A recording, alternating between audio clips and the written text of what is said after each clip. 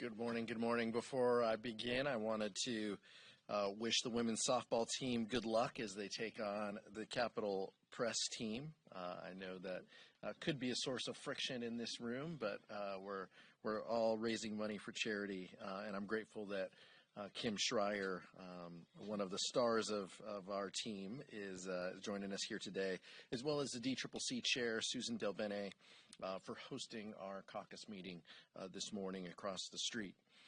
This morning we discussed the 2-year anniversary of the Dobbs decision, which has left 1 in 3 women in this country living under an abortion ban. As we mark this solemn occasion, the choice confronting the American people could not be more clear. House Democrats are fighting to restore reproductive freedom for every American. House Republicans are marching towards a national abortion ban. House Democrats are fighting for every American's right to access IVF if they choose to do so, and extreme MAGA Republicans are filing amendments to block funding for IVF because they were never going to stop until they overturn Roe. Joe Biden will be standing on the debate stage tomorrow defending the right of women to seek an abortion, and Donald Trump must own his devastating Supreme Court justices who have caused this pain to so many across our country. This is the choice that our country faces. House Democrats and Joe Biden are Team Roe. Donald Trump and House Republicans are Team Dobbs. With that, I'll yield to Caucus Vice Chair Ted Lieu. As Chairman Arguler mentioned, this was the 2-year anniversary of the overruling of Roe versus Wade. Donald Trump and Republicans campaigned on overturning Roe versus Wade. Donald Trump nominated extremely conservative Supreme Court justices. Senate Republicans confirmed those justices. Those justices then overturned Roe versus Wade. Donald Trump and Republicans celebrated and bragged about the overturning of Roe versus Wade. Joe Biden will sign the law to codify Roe versus Wade. The two parties are not the same. This week, the U.S. Surgeon General also announced for the first time in U.S. history the truth, that gun violence is a public health crisis.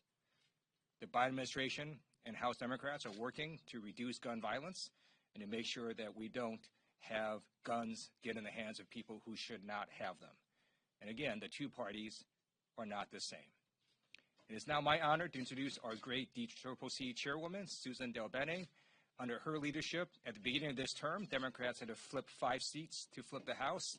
Now it's 4, because in February, Tom Suozzi, our amazing candidate, won a special election.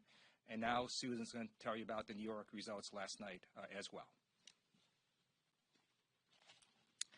Good morning, everyone. Thanks to Chair Aguilar and Vice Chair Lieu. We just finished up a great caucus meeting where folks were fired up and ready and eager to take back the House in less than 5 months. And this week, we're reminded of how high the stakes of this election are.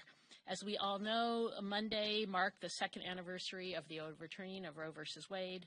Since that terrible day where American women lost a fundamental constitutional protection, 21 states have either banned abortion or severely restricted it. We've heard countless stories of women denied life-saving medical care because of these extreme state bans. Now more than ever, the public is experiencing the tragic consequences of allowing politicians to dictate what medical care women can and cannot receive. After cheerleading the overturning of Roe 2 years ago, House Republicans refused to stop their attacks on reproductive freedom. Despite all of their dysfunction and chaos, they've managed to stay united on at least one thing: a constant pursuit of passing bills and policies to chip away at abortion rights, all towards their ultimate goal of passing a national abortion ban. Their unity behind this anti-freedom agenda is a frightening reminder that there are no more moderate Republicans in the House. In fact, in South Carolina, the last 3 GOP women in the state Senate were ousted in primaries for the heresy of standing with Democrats to block a near total abortion ban in that state. They're doing all of this despite the fact that support for abortion rights is increasing across the country, with more than 60% of voters in battleground states supporting legal abortion. As support for reproductive freedom grows, it's also clear that it's increasingly becoming a deal-breaker issue for many voters, meaning they would not support someone who disagreed with them on these fundamental freedoms. Knowing this, House Republicans are trying to downplay their extremism by dismissing it as a non-issue or hiding it altogether. Vulnerable House Republicans have been caught editing and deleting their extreme anti-abortion positions on their public websites. We're going to hold them accountable for that. No matter how hard they try, they won't be able to run away from their anti-abortion extremism or the role they played in overturning Roe. Whether in California or Pennsylvania and in all the purple districts in between, we will make sure that the public is reminded that the loss of reproductive freedom we suffered 2 years ago and the constant attacks against our rights is because of them. This election is about our rights, our freedom, our democracy, and our future. Come November, we'll take back the House of Representatives to get our government back to work to protect and restore reproductive freedom once and for all. And now I want to introduce my colleague right next door in the 8th Congressional District of Washington, Dr. Kim Schreier.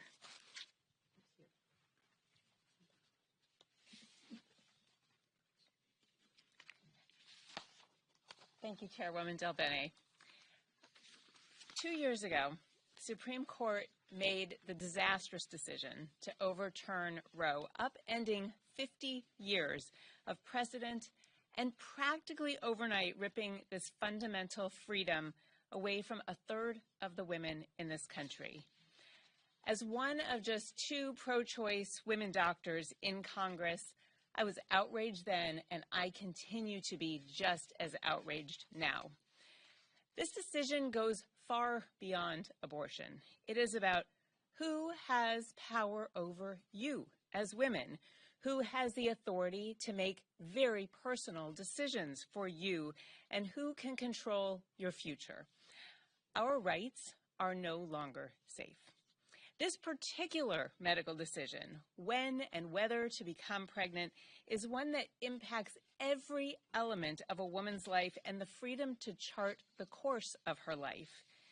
Now, sometimes this decision has to happen later, after a woman has chosen to start a family, but something goes terribly wrong with the pregnancy. But either way, I want to emphasize this decision is hers, not the government's. We are seeing the dangerous consequences of this extreme Dobbs decision every single day. Women with miscarriages not getting the standard treatment that they need. Women forced to carry non-viable pregnancies to term. And so now we're even seeing attacks on IVF, on in vitro fertilization, which so many families rely on to have a successful pregnancy. And we're seeing attacks even on birth control. In the year 2024, this is beyond outrageous. There is no place for politics in the exam room. So, bring us a Democratic majority, and we will bring a bill to the floor of the House to make Roe the law of the land and restore these fundamental freedoms for women. Thank you. I will now yield to our chairman, Pete Aguilar. Thank you so much, Dr. Schreier. Questions? Andrew?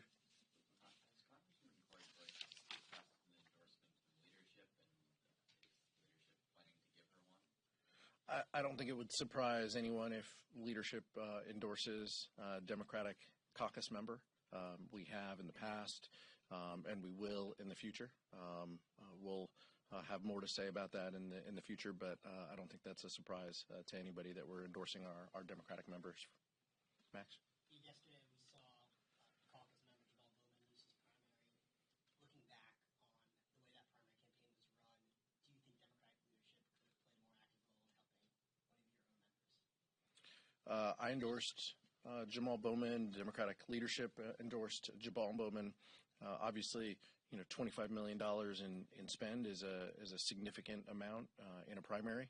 Our focus as Democratic leadership is exactly what we talked about today. How do we get the Congress and the country on the right path related to Roe, related to the affordability concern that many Americans have? The only way we do that is by having a Democratic control of the House.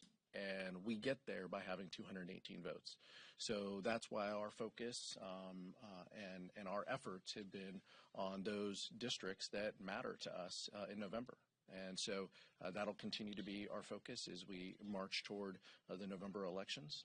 Our expectation is that members do their business that they need to do in their districts to secure their victory. Jamal Bowman's a dedicated public servant. I wish him the best in the future. I look forward to working with the Democratic nominee, George Latimer.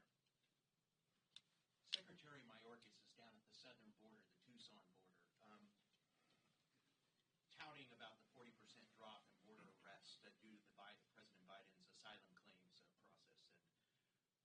And Republican colleagues are calling this nothing more than a dog and pony show, that he has nothing to hang his hat on. Your reaction to that, sir? I think the data is very clear. The volume of individuals claiming asylum at the southern border is down. Joe Biden has been leading on these issues. He strongly believes in securing our border while also offering pathways pathways for individuals to have work permits in the United States. Individuals like his order last week that allow individuals who have been in the country for decades the ability to have a work permit if you're married to a United States citizen. Those are things that matter to our communities, and so that balanced approach is what's needed. That's what Joe Biden has provided, and that's why you're seeing his leadership on the southern border. Anyone else? Nick? To these kinds of nasty primaries in the party, we have this Bowman's yesterday, Cori Bush's in a little more than a month. Do they make it harder to win the majority back in the fall? Look, every dollar that is expended to protect an incumbent member of our Congress in a Democratic +8, +10, +20 district is a dollar that can't be spent securing the majority. So in that sense, there are impacts. But I'll tell you, look, our focus is on making Hakeem Jeffries the speaker. You guys have heard me say this over and over. I've nominated Hakeem 12 times. Like, no one is more committed to making this happen. And so that's where our energy and our focus is going to be, raising the resources and helping our members to secure 218 votes for Hakeem next January. That'll continue to be the focus. Chair Delbene. We are absolutely united against the chaos, dysfunction, and extremism that we've seen from House Republicans. And we are united to make sure that we take back the majority in districts all across the country. There couldn't be a stronger contrast. We have great candidates and incumbents running all across the country. And the difference between us standing up for rights and freedoms and democracy and the future of our country versus the extremism of Republicans couldn't be more clear.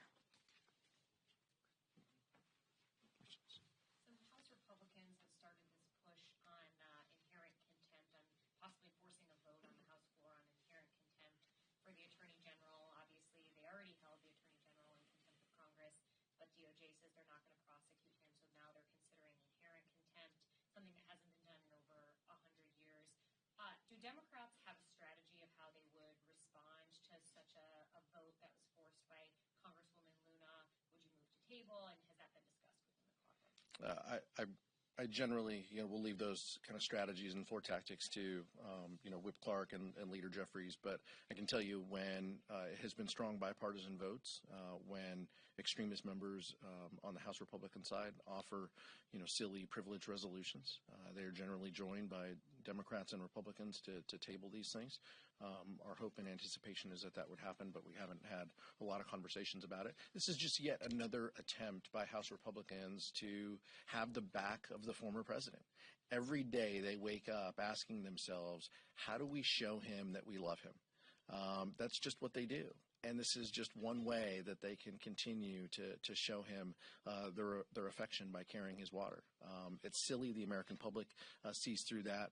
We're not going to devote a lot of time and energy to their theatrics.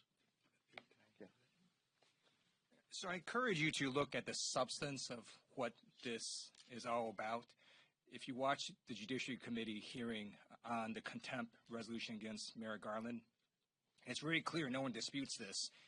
We have the written transcript. This written transcript was authenticated by Robert Hur, a Republican who was nominated by Donald Trump. No one disputes that this written transcript is authentic. So why do they want the audio version of it? Republican Andy Biggs in Judiciary Committee said, well, we won't know if Biden said and. They want this transcript to highlight Joe Biden's stuttering. Joe Biden overcame stuttering as a child. He was bullied for stuttering, and he overcame that and became president of the United States. It is despicable and shameful that Republicans are seeking to compel this audio transcript, which is exactly the same as the written transcript except for the stuttering, and then highlight the stuttering to American people. Republicans should be ashamed of themselves, and I hope you write about that rather than the process. One of the concrete proposals we've heard from President Trump is to come back and exempt tip wages from taxation. Have Democrats considered what their position on that would be? Is that something that could get bipartisan support, to exempt tipped wages from taxation? In these circumstances, my first instinct is to always defer to the Ways and Means member standing behind me. But broadly, look, Joe Biden is fighting for tax fairness. Joe Biden is fighting for corporations to pay their fair share, and for individuals making under $400,000, individuals and families to get a leg up. And so that's the prism in which the administration and House Democrats view tax policy. But I'll defer to Chair Del Bene. I think there are no specifics, like most proposals from Donald Trump, there are no specifics behind it. He's also proposed tariffs instead of taxes that would be hugely regressive and impact and raise costs for consumers all across the country. So next year will be a big tax year, but they have no policies, they have no agenda, and we've been very clear. We're focused on making sure that we have tax policy that's fair, that supports our middle class and families, and do important things that can make a difference, like expand the child tax credit.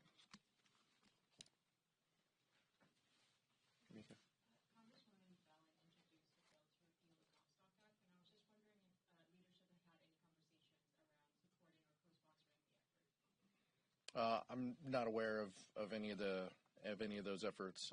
That doesn't mean that they haven't been discussed. Members are introducing bills and asking for co-sponsorships all the time. Obviously, this is an issue that is very top of mind related to the 2-year Dobbs anniversary that we've mentioned. House Democrats will continue to support efforts for women to have reproductive freedom. That's who we are. That's why we want to seek the majority, because we want to pass policies that further that goal. So anything that fits into that frame is worthy of consideration when we have the gavels. Last question. Mike. Thank you, Mr. Chairman. Last night, House Republican leadership voted to reject the official position of the January 6th committee and the Bragg committee. I want to get your thoughts, your reaction to that vote last night. That opinion that they're going to offer isn't worth the paper that it's posted on. But it reminds me very much of the last time Mike Johnson had his hand in a legal strategy related to the House of Representatives. It was December 20th, before January 6th, and he was the chief legal architect in a document that went to the Supreme Court that had lies and was completely terrible, and set the framework for the insurrectionists marching on the Capitol. This is a Republican Party that no longer believes in the rule of law, and Mike Johnson has proven that on December 20th and again here. This is an opportunity for them to carry the water, for Steve Bannon to make them feel good about helping him The January 6th committee was proven in multiple courts to be legal and lawful. That's why you see Peter Navarro behind bars in a federal penitentiary right now. It's shameful that Speaker Johnson is going down this route, but it shouldn't be a surprise to anyone. Thank you so much.